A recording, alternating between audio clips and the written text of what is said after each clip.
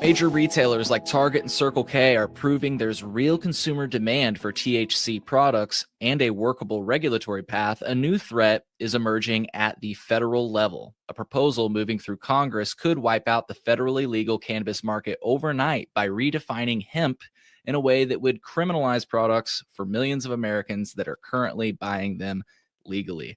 To explain what's happening and how we can help stop it, I'm joined by Jim Higdon. Jim, you've been on the show in the past. In fact, I'm flashing on the screen right now that you were on episode 210. So if people want to take a deeper dive into your past, I'll have that linked in the show notes. But please introduce yourself and tell us what is going on right now. Hey, Cole, thanks for having me again. And it's good to be back. I'm Jim Higdon. I'm co-founder of Cornbread Hemp, author of a book called The Cornbread Mafia, a nonfiction account of Kentucky's role in the greater American cannabis universe. And by virtue of having been an investigative reporter and book author before being co-founder of a hemp brand, it's put me on the front lines of the policy battles that we're dealing with at a state and federal level across America today. Look at that sexy homepage. Yeah, but people can go to cornbreadhemp.com to get your legal cannabis products shipped directly to their door or find them in store. I'll say there's a button there. So, we're in beverage distribution in something like a dozen states, Midwest, Southeast. So basically a stripe across America, north to south. And we ship to most other states. So, but that's secondary. That's not why we're here. We're here to discuss breaking federal policy news and, kind of also what's going on in Ohio as a reflection of that. Like Ohio's just passed a strange, the Ohio House, I should say, has passed a strange compromise bill that outlaws all gummy sales, all edible sales in the state, but legalizes beverage sales up to 10 milligrams per beverage in C-stores and grocery and on premise across Ohio, which is great. That's great progress. But the fact that we had to outlaw gummies to get that done seems bizarre and arbitrary. And so, we'll see what comes through the Senate to the governor's desk and what gets signed. But modest but weird progress in Ohio if what passed out of the Ohio House stands. And I have, I kind of read that the governor of Ohio was frustrated by what's going on at the federal level, which caused him to issue that executive order attempting to ban products, which motivated the Ohio House to pass that bill. The governor of Ohio would not have done that if he thought that Mitch McConnell and Andy Harris were going to be successful at the federal level banning hemp products. He wouldn't have had the need to. And as long as, as the government shutdown drags on, this conversation about what to do with hemp is happening in the background with legislative leaders, with appropriators, and the White House may or may not be getting involved, depending on who you hear from. And this is a $30 billion industry whose fate is being decided behind closed doors right now. And for folks who believe that THC should remain legal and we need to move forward to make THC more legal, not less legal, then what's going on right now at the federal level is very, very important, and everyone should get engaged. And how do they get engaged? I'll have a link in the show notes for at least one resource, the U.S. Hemp Roundtable. I believe this is something you've shared. So this U.S. Hemp Roundtable link at hempsporter.com, is very simple and convenient and useful. Like many advocacy organizations have this kind of software, but it's where you can go in and plug in your mailing address and send a, for this, you're showing something from at state level campaigns that we have as well. But you can enter your mailing address and then send a customizable message, and it will send directly to your relevant legislators, whether you know who those are or not. Over the summer, we sent something like 50,000 emails into Congress, and Congress hears those, especially when they're coming from constituents, especially on the House side. It's like, it's easy to become cynical and jaded that government doesn't work anymore. But when a member of Congress starts getting hundreds of emails on a topic and they realize they're all constituents, that does move the needle. And that's what this is about. And so we're on a campaign with the U.S. Hemp Roundtable and Cornbread Hemp to get 100,000 emails into Congress during the shutdown to make voices heard. And, like there's a lot of similarities and differences between the hemp industry and the greater cannabis industry. These the drinks have become sort of the new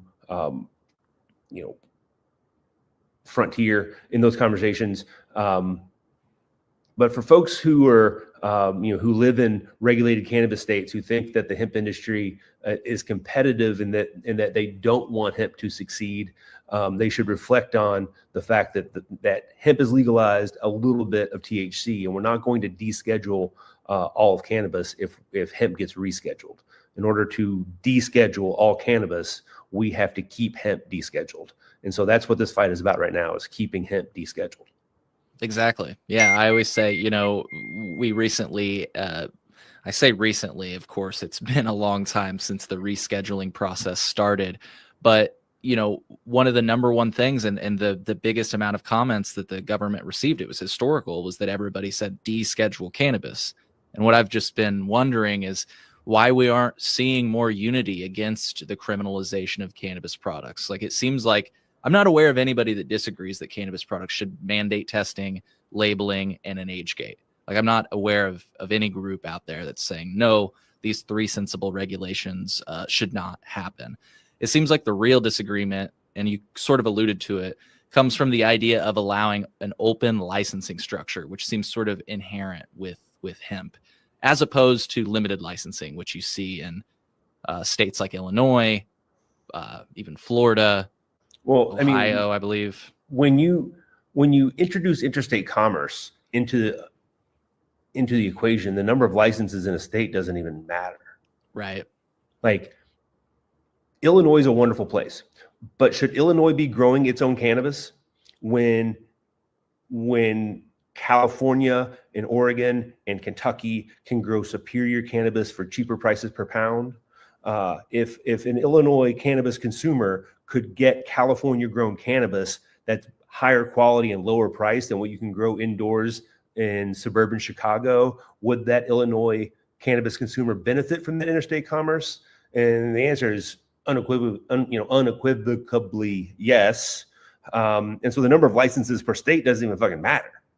We're talking about interstate commerce. And so some people, people who are invested in the MSO business structure are threatened by interstate commerce because the MSO business structure demands all cannabis consumed in New Jersey be grown in New Jersey. But no, like, it's the Garden State, but we shouldn't be growing commercial cannabis there.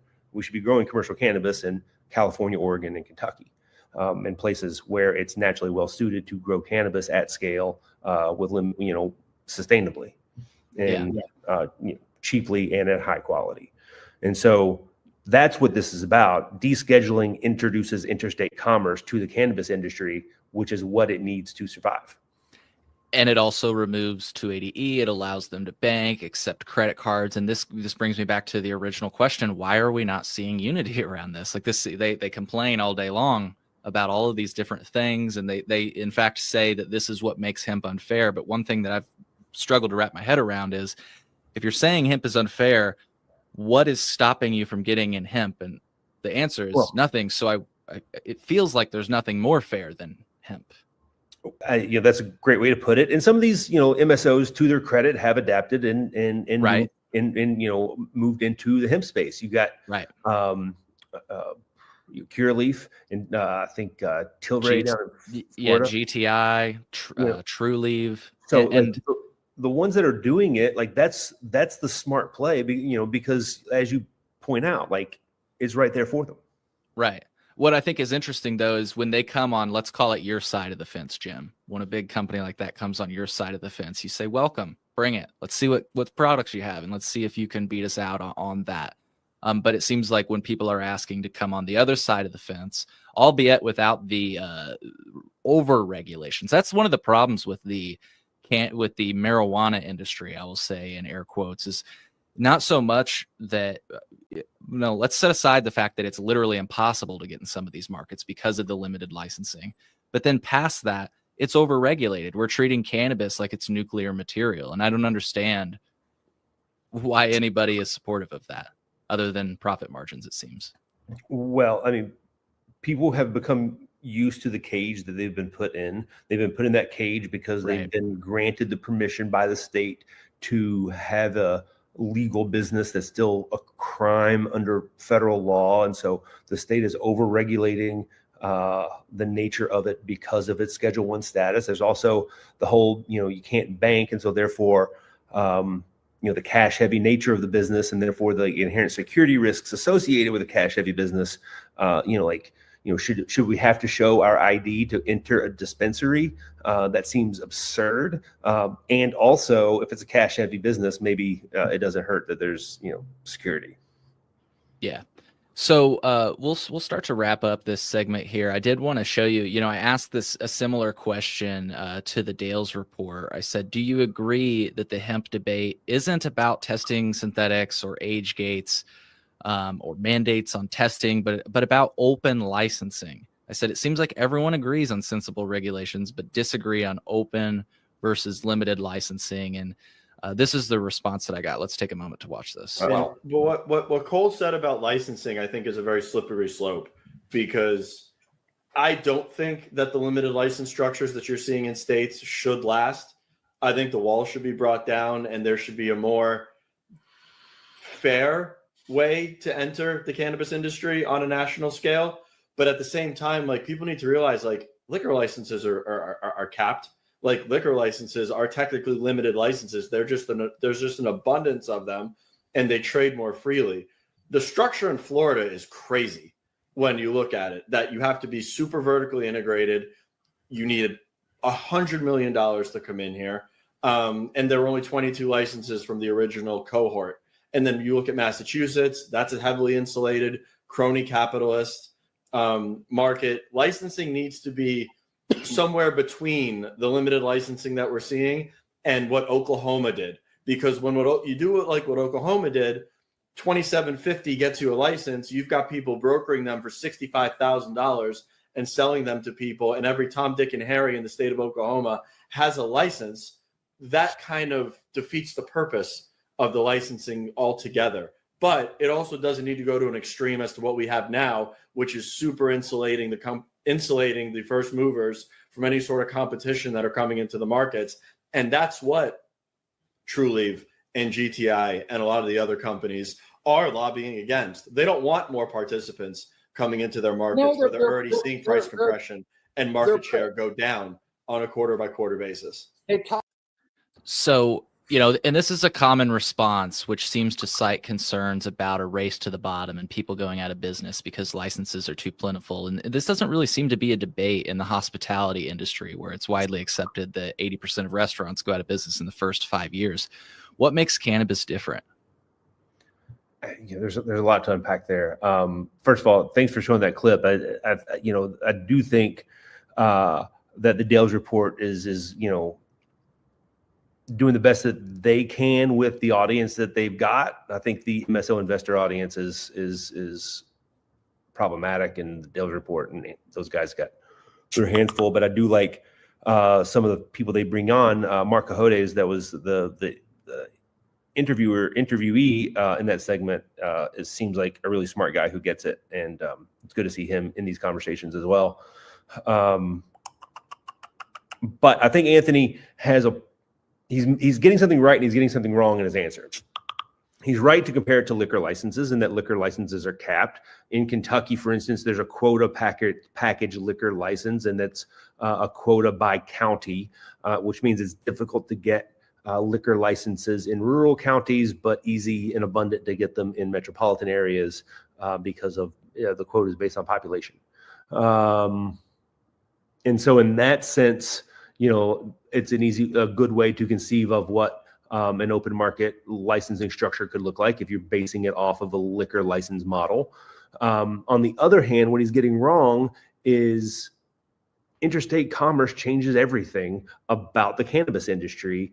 And these liquor licenses that he's talking about are for retail. They're not going to be for vertically integrated seed to sale organizations, operations in each state. Those retail operations are going to be selling California cannabis across dispensaries across America, because to follow the alcohol model, some states are going to excel in production and other states are going to excel in distribution. If you look at the American landscape for liquor production now, you have a few states that do liquor production. You've got spirits production in Kentucky and Tennessee. You've got wine production in states like California and Oregon, and you've got corporate beer production in states like Wisconsin, Missouri, Colorado.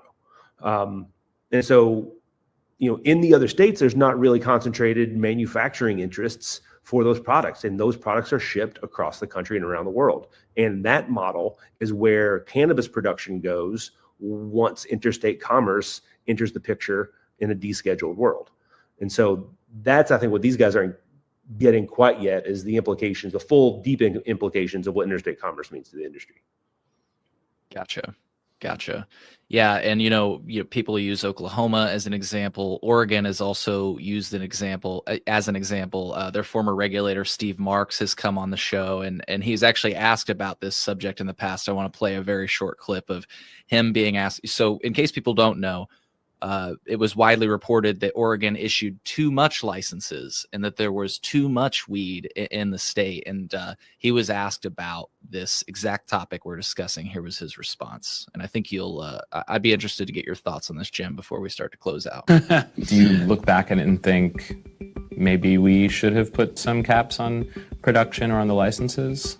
My job's not to second guess that. I'm just the administrator. But if you're asking me, I don't think so. Everyone just wanted to be the first in, to have their stake in it, and they were willing to take the risk to be a part of that market. So I don't think that's necessarily bad. And in a control market, they'd be left out. They'd never get that chance. Of course, there's one group of people who would never complain about weed market competition. People who like cheap weed. So, your thoughts on, this is from, a state that many regulators, including from my home state, my cannabis regulators, our cannabis regulators, I should say, point to Oregon as a failure, point to Michigan as a failure because they issued too many licenses, prices got too low. Because the prices got too low because the product was legally restrained inside the boundaries of the state. Within the state. Once they have access to interstate commerce, then all of those licensees in Oregon can receive the promise of growing cannabis in a great place to grow cannabis because they can ship that product legally and not have it be called diversion, which is what's happening now. They can legally ship that product across state lines to states that do not grow cannabis as well as Oregon, and fulfill the promise of a strong cannabis cultivation industry in Oregon. Like, some states are better suited for growing cannabis at scale than others, and Oregon is one of those states. And so I agree, with that regulator. Like, it's better to have overproduced and experienced failure than to have limited it to only corporate entities who could afford to weigh in at a much higher price tag per license. Right. If you both of these models are failures of models because they restrict commerce from interstate commerce, and only descheduled cannabis has access to the interstate commerce of the promise of American enterprise. And so therefore only descheduled cannabis is the only solution that we're looking for. Like, rescheduling is only suitable because it's a stepping stone to descheduling, if that's the way this goes. Yeah. And I think one of the best parts of his response was like, you'd rather give somebody the chance and have them, have the opportunity to fail and know what they're getting into. I think that's most importantly. They knew what they were getting into, rather than lock them out of the system entirely. So. Right. People, we understand, getting involved in business in the cannabis and hemp industry, you have to have a high capacity for risk and dynamics. Like, the whole point is like you're pricing in the success on the other side of regulatory clarity. Like, we all know what the risks are, and we're facing seemingly existential risks currently in the present day, and those are no fun. We're weathering them and navigating them and doing our best to get a good result in them. And we all understand, like the point of doing this is doing it well is understanding the risk. Right. Well, let's move on to some questions. And before I do that, I wanted to point out, I think some people should expect a race to the bottom. I think prices have been propped up for so long due to prohibition, and these limited license states are sort of limited forms of prohibition that are sort of serving to continue to prop these prices up. I think, like you say, when we get interstate commerce, inevitably the price of cannabis is going to fall to its natural value. Now, I will say there's always room for a craft product. Just like still today, you can find a really good bourbon or whiskey. Absolutely. You can find great, expensive bourbons and whiskeys. You can also find really cheap ones. And I think that spectrum will exist in cannabis as well. I just wanted to say that because, everybody talks about the race to the bottom. It's like, hold on for a second, folks. We are selling a plant. Yes, there are heirloom tomatoes that go for a lot, but for the most part, tomatoes are pretty cheap. You know what I'm saying? Those cheap tomatoes are trash, and the heirloom tomatoes, they are. Farmers market tomatoes are really like in season. Get a tomato while they're in season, and then I love a good tomato. This is another controversial subject, I think. Okay, we'll move on. We'll move on from that. But okay, so we do have some questions from listeners, but really quick, I had asked you a question last time. I want to give you the chance to respond to this if you'd like to on air. Shit. Do you have any? What do you think about people like the Dank Informer? Personalities, I should say. Who knows who the Dank Informer is? Though he's been on the show in the past, I should say. Basic media literacy is that you should not trust anonymous accounts. We don't know a lot of, we don't know its motivations. We don't know its funding sources. We don't know a lot about it. And so if we're taking what this person, entity, thing is saying as gospel, we're being manipulated by whoever he's protecting by remaining anonymous. And is, characteristic of this broader MSO investor cohort on X that is only interested in the MSO business model, which is against descheduling and is terrified and threatened by interstate commerce. Yeah. Right? Like their entire motivation is to reschedule, not deschedule, to preserve the business model of the MSO. And for anyone who's interested in descheduling entirely, then the Dank Informer and his cohort of anonymous MSO investors on X are just noise that should be talked over and ignored. All right. Yeah, I pretty well agree. And I think that all of the things that person points out are addressed by the 3-pillar approach. And that's what I've never understood about they have, in my opinion, a straw man argument against the continued descheduling of cannabis. Because they're threatened by the interstate commerce nature of hemp, because the interstate commerce nature of hemp destroys the MSO business model and their investments in the MSO system. And I will say they have said that, quote unquote. They said, I went to a smoke shop, I saw these products for sale, and I viewed them as a direct challenge to my investment thesis. That's pretty much a direct quote from the Dank Informer. So, okay. Probably not a cannabis user, him or herself. No, they admitted on my show that they purchase hemp products because they lived in Georgia, which didn't have a legal marijuana program, which I found interesting, to say the least. It's not worth our time. Yeah, not worth our time. So let's move on. Okay, got a question in. Somebody is saying, why are the hemp people aligning with alcohol? Is that even a thing? Is that even a thing that's happening? Alcohol people are aligning with us. And it's because the popularity of beverages and alcohol is split on this issue. Alcohol distributors are supportive of hemp beverage legality and have weighed in heavily in our support. And when we're, when you're at battle, you'll take any ally that you can get. And so alcohol distributors are not natural allies for us. And still at the state level, we have our differences. For instance, alcohol distributors do not enjoy us having the right to ship direct to consumer. Right. But at a federal level, alcohol distributors and beer distributors are weighing in to support us, and we welcome their support. And we need to broaden the tent and get as many people on our side as possible. And so this is welcome news, especially since we have spirit manufacturers rooting against us, trying to destroy us by claiming to wanting to close a loophole, even though we're operating under the plain language of the law. So DISCUS is the Distilled Spirits Council.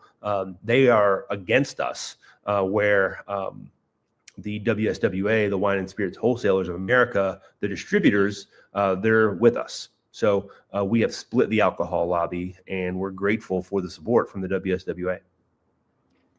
Gotcha. Just 3 other questions. One of them is going to be super quick. Jim Higdon asks, what's his favorite color? What is your favorite color, Jim? Sorry. My wife teases me, like, almost everything I own is blue. Like, this jacket I'm wearing is a rare exception. Gotcha. In case people didn't know, I made a post. You got any questions for Jim Higdon? And that's what I'm asking now. Jamie Campbell, big fan of the show, asks, will he still do okay with just a beverage carve out, or does he need edibles to survive as well? I guess he's talking relative to Ohio. Yeah. We will. It's frustrating. It's actually a good question. The Ohio Compromise is very strange. We have a lot of retailers that sell our full spectrum edibles, like sleep gummies, at outlets like Fresh Time. There's like 10 Fresh Times in Ohio, plus a number of other sort of smaller natural product retailers, and so we will lose that business in this compromise. But what we would gain in beverage seems to far exceed that, and so our company will do better on the beverage side, even though we're losing business on the edible side. But that's kind of secondary to the point that lots of responsible product manufacturers and responsible retailers who are making edibles for sale in Ohio are going to have a lot more exposure to this on the negative side than us. And, we're not so self-interested as to not be concerned with their well-being as well, with their consumers and their retailers that are selling legal products to adults. And so while the Ohio Compromise actually kind of suits our company, we're still very concerned with its impact writ large. Gotcha. And one last question, and I hope you don't mind me asking, because I don't know if this person is asking in good faith or whatever, but Jamie also asks, ask Jim to clarify the difference between a regular MSO like himself and a, quote, fuck stick MSO. Yes. Well, he's really hung up on this. So these guys harass other people on X all the time and then get, what's the word? I'm trying to be delicate and appropriate here. I would say obsessive. In my experience, but after being harassed by these jerks for a period of time, I might have used bad words, and he's using this bad word that I've used in the past to try to make me feel sorry for him or something, but I don't. Okay, well, fair enough. I would say the difference between you and the traditional MSO that most people are aware of is that you're welcoming of competition. You're not trying to silo yourself off, at least from what I can tell. And so, we're all in this together. And the more just this question about the alcohol lobby, it is, from a cannabis perspective, strange and concerning that alcohol interests would weigh in. There's always been this concern that alcohol would take over the cannabis industry or attempt to, and this could be seen as a part of that. But we're in this together. And when you have an ally like the distributors for wine and spirits and beers coming in to support us, you have to welcome allies in these fights. And for these MSO investor types on X, Jamie Campbell among them, they don't seem to understand how to build a coalition. They're only interested in tearing other people down. Yeah. Okay. Well, let's end it on this note. Folks, if you enjoy the ability to go to places like Target or have cannabis drinks delivered to your door, which I think advocates of the past this is what they fought for. This is what we wanted. We wanted cannabis products to be treated like a descheduled commodity. And here we are. This is what we have. So let's fight for what we have. Let's fight to keep what we have, and let's fight to deschedule the entire plant. I'll have a link in the show notes so that you can go to the federal action page on the U.S. Hemp Roundtable and contact your representatives. Is that the call to action to close, Jim? Contact your U.S. senator and U.S. representative on this subject. Is that the call to action? Absolutely, yes. We're trying to get 100,000 people to contact Congress before the shutdown ends, and this is your chance to do that. Like, all it takes is a couple of clicks on the Hemp Supporter website. Cole, thank you for making that link available. That's what this is all about. If you are in favor of descheduled cannabis, it's time to contact your member of Congress now and let them know. Yep. Once again, folks, we made it easy for you. Go to the link in the show notes. If you scroll down, the letter is literally filled out for you. You just have to fill out your name and send it on over. Do it, folks. Protect the status quo, which is the future of cannabis, I believe. I'll also point out that email, even though it's already filled out for you, is also customizable. So if you want to put your own message in it, you're able to do that and still can have the bullet points that's in that template, filled out for you, and then you can add to it. Yeah. And my parting thought is, if you have the time, I would recommend that. Everybody loves a personalized message. So if you have the time, do that. If not, get that letter sent. And like I say, let's make sure that cannabis remains descheduled. Jim, once again, folks can find your products at cornbreadhemp.com. I appreciate you joining me today. Cole, really appreciate you having me. See you next time.